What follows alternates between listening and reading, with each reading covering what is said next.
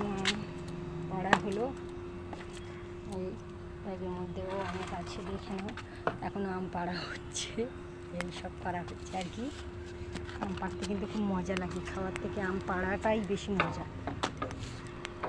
যুদ্ধে যাওয়ার জন্য লাঠি সোঁটা নিয়ে প্রস্তুত হয়ে গিয়েছে। এগুলোকে এই ফুটতে বসিয়ে দিয়েছি। আমসত্ত্ব বানানোর জন্য আমটাকে সিদ্ধ করে একটু ঠান্ডা হতে দিয়েছি টেবিলের উপর। তারপর এটা থেকে আমের পাল্পটা বের করে নিব। ফাইনালি এই আমসত্ত্বগুলো রোদ্দুরে শুকাতে দিয়েছি আর কি, মশারি দিয়ে একটা করে রোদ্দুর খাওয়া হয়ে গিয়েছে। দেখো কি সুন্দর লাগছে, প্রচুর কিন্তু টেস্টি হয়েছে আমসত্ত্বগুলো। আমার আমসত্ত্বটা অনেক টেস্টি হয়েছে।